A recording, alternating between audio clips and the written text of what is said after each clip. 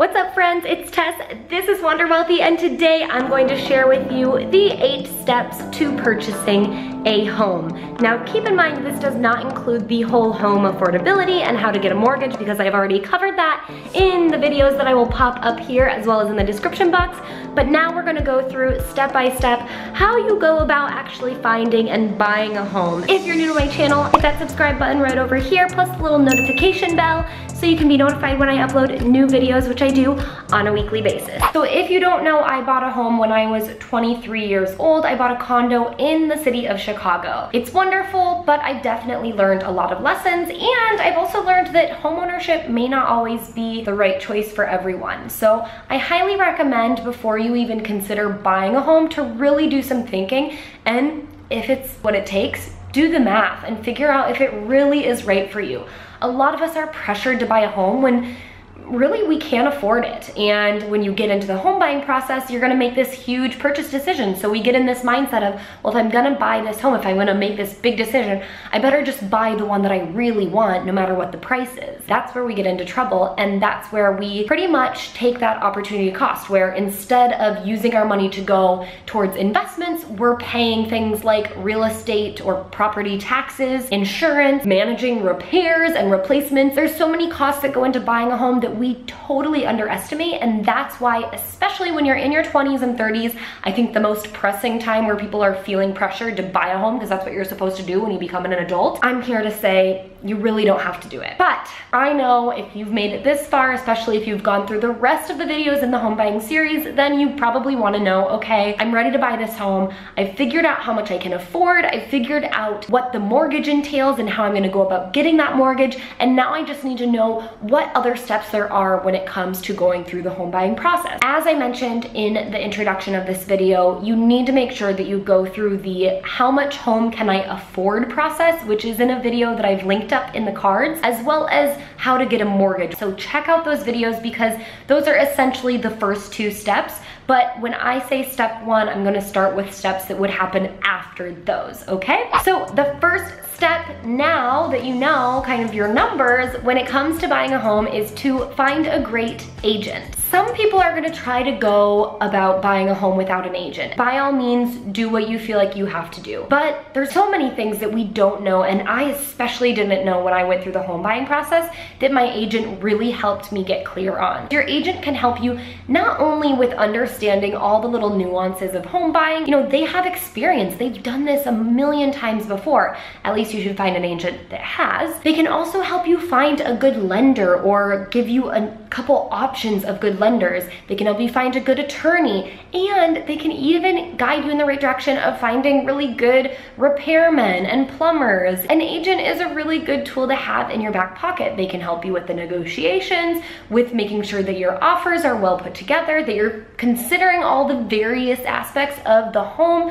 especially when you get down to building out that contract and working with your attorney. I think the best way to find a good agent is through a referral from someone that you know and you trust. But what you should also do when you're looking for an agent is interview them. Take the opportunity to sit down with them and ask them questions, and make sure that they're open to helping you understand the whole process, educating you if you are confused about something, and can really helpfully explain the things that you're looking for. If you get an agent who maybe is way too busy for you, then they might not have the time and not really consider you a top priority, and that's someone you want to shy away from. However, you want to find an agent that is busy enough that they're doing a lot of these deals and they're really experienced, but they're also patient with you and are willing to sit down and make sure that you are comfortable with the entire thing. I think that is the most important thing, is you need to be comfortable with your agent. All right, so step number 2 is to provide your agent with your non-negotiable things that you need in a home, as well as your wishes. For me, these were things like,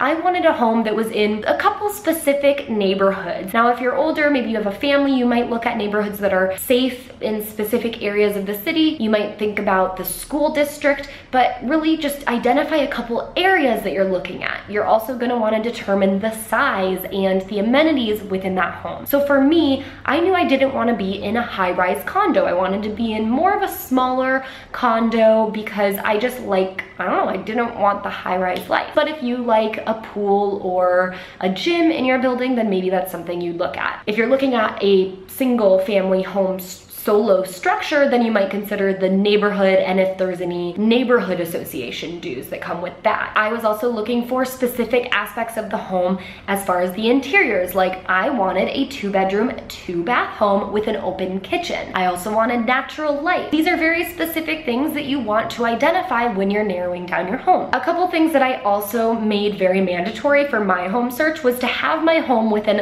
a specific distance from public transportation. I needed it to be less than a half a mile walk. So my agent knew that so that she could send me good places that were within all of my requirements. And I really prioritized what was most important to me so that she knew and she could make sure she was giving me the best options that I was looking for and didn't waste my time. But do keep in mind that you also need to make sure it fits within your budget. So communicate that with the agent. Make sure that they know not only what your all-in budget is as far as a mortgage goes, what the total sale price is on the home, but also consider the fact that there's going to be taxes and homeownership costs that don't get included to the total sale price, but those end up becoming your month-to-month expenses. So you want to make sure you communicate that with them as well, because they have the information that they can help you calculate and understand what that's going to look like. Okay, so that takes me into step number 3, which is to prioritize all of the different homes that your agent is going to send you, as well as your own homes that you found throughout your own research. Prioritize them online and then figure out which ones you're willing to visit. Your agent will help you set up those visits. You're gonna have to find some free time. It can be very time consuming to do these visits, but it is so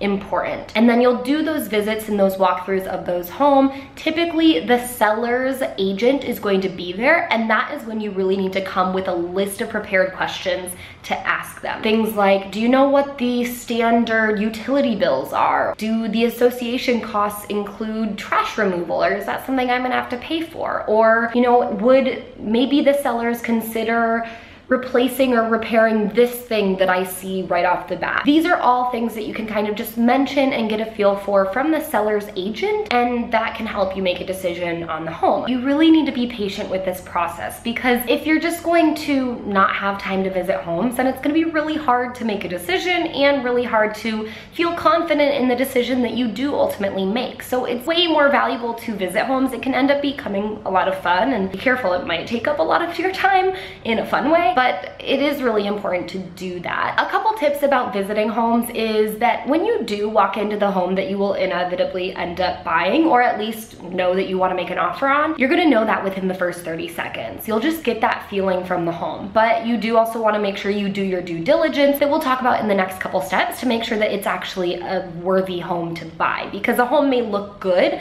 on the outside or even from the inside, but there might be things deep down inside of the home that are issues that then make it not worthy of your investment. Maybe you're looking at homes and none of them are really making you feel wild inside. That's probably a good sign that you just haven't found your home yet. So don't settle, because this is a big purchase that you're making in your life, and it comes with way too much hindrance for you to settle on something that you're less than stoked about. The other thing is that when you do start narrowing down the homes and really finding one that you're considering making an offer on, I would highly recommend visiting that home a couple different times during different times of the day. You visit it once, maybe in the morning, consider visiting it 1 or 2 more times in the evening, and then maybe midday on a weekend. And that's when you can really tell if there's anything that is a big deal about the home. Maybe the sun hits it in a really bad way where it gets really hot midday. Or maybe there are some really loud tenants next door that you would have never known unless you went and visited the home in the evening. This is something that I've actually learned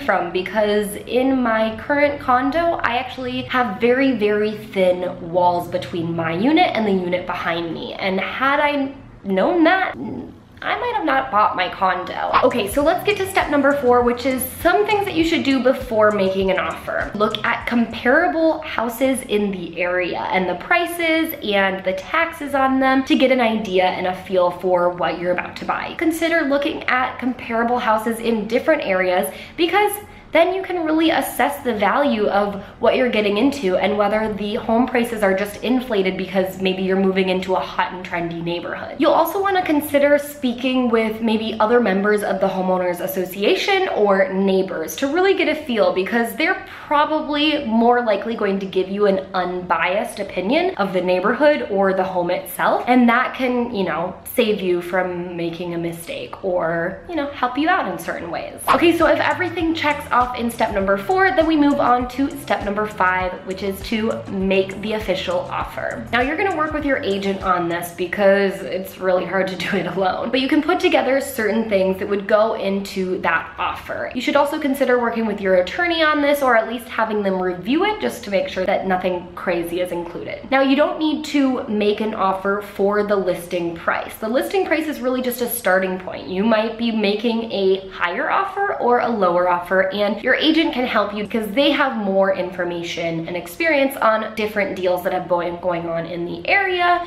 during this time, and so on and so forth. In the offer, you'll want to include what's going to come with the house. So let's say that you have looked at a home, but you're not sure if the parking spot is included. So obviously you'll have that in the offer. Maybe you're also going to offer that you buy the home with it fully furnished because you want to buy all the furniture that is inside the home because you really like the way that the previous owner had designed it. You can include that in the offer and see if they'll take you up on it. In addition to that, you'll also include any contingencies, because these contingencies might be whether you're going to get approved for a loan if you didn't get pre-approved, or whether the inspection passes and you're okay with the inspection. And sometimes when a buyer is buying a home, they'll also put in a contingency that they are going to sell a home. But I'm assuming you're a first-time home buyer, so you wouldn't have a home to sell. But maybe you aren't, so that would be one you would include, or you could include as well. During this time of making the offer, or right after you make the offer, you would pay some earnest money, and this can be anywhere from $500 to $5,000. I think it's usually a percentage of the home, but you pay that to the title company just to show that you are serious about this offer. And now we're at step number 6, which is the home inspection and appraisal step. Within 8 days of the offer being accepted, you will want to do a home inspection, and you can actually attend this, which is really nice because you can do a full walkthrough of the home while the inspector is doing their thing. You can go around and measure things and make sure that your, I don't know, new sofa that you just ordered is going to fit, or whether you need to send it back,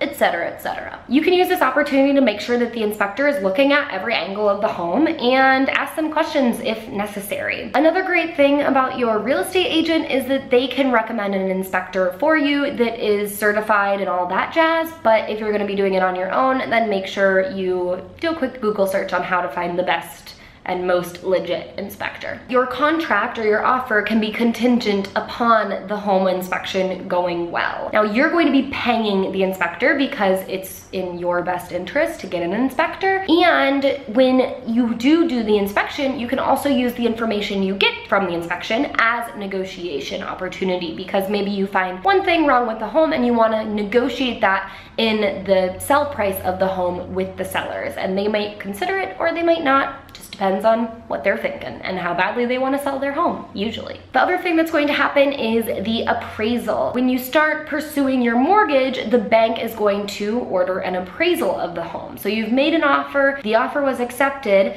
you are getting your mortgage company ready to go, and they're gonna send out an appraiser to make sure that the home is as much as what they're thinking it is, to understand the value of the home. They're gonna handle all of that. You will get the documents for that, and you're gonna wanna keep that for your records. You can review it if you want, and if you see any red flags, you can also raise that to the sellers, or potentially if your offer is contingent on appraisal as well, or the mortgage company doesn't wanna go through with it, then things will fall through, and that'll be that. And now we are at step number 7, which is to get your insurance, get your utilities in check, and get your cashier's check, because it's time to prepare for closing. You're gonna need to get homeowners insurance for your lender. They will require it, so you're gonna have to go through that process. Again, your real estate agent can come in handy here, or you can comparison shop online, which I do recommend doing. You'll also wanna call up the energy and gas company and any other utilities company that you're in charge of paying and setting up, and make sure they know your move-in date. That way when you move in, you will have lights and like cold air or hot air or something. And one more thing you will get to do do before you go to the closing table is your walkthrough, your final walkthrough of the home. Make sure there's nothing that pops up last minute, which takes me to step number 8. You are finally there, just about to cross the finish line. This is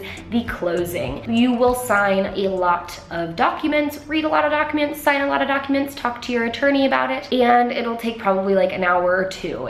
It's time consuming, but you're making a huge purchase. Your attorney is gonna walk you through all of the huge stacks of paper that go into buying your home. Make sure you ask questions if you have them. Make sure you understand every piece and just feel good about this process because it is a big step. I'm sure you are happy to be here by now, and definitely a long process, the entire home buying one. When you leave the closing, you'll have a huge stack of papers, from the closing documents to your title insurance. These are all documents you're going to want to keep on file until a couple years after you sell your home. So just keep these around because they might come in handy. Plus, there's like a huge amortization schedule in there for you so you can understand how much interest you're paying, and then if you want to pay your mortgage off early, you can check out this video and use some of those tips so that you can chop off a lot of that interest because it's a lot of money. Congratulations, because you are now a homeowner. You'll get your keys and you will be able to move in or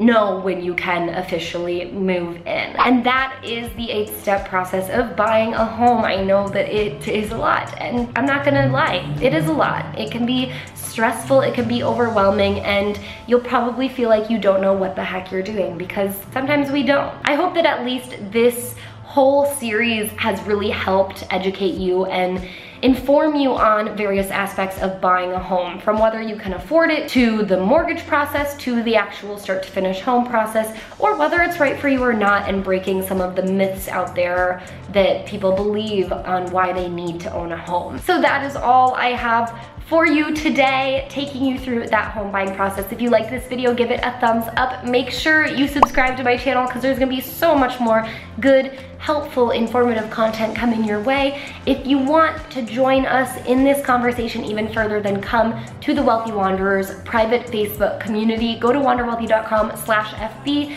It's a great girl gang mostly, but some guys, if you want to join, we're inclusive here. It's a great place for you to start that conversation or engage in another one that's happening already in that group. And I hope you enjoy becoming a homeowner, and until I see you next time, I hope you wander wealthy.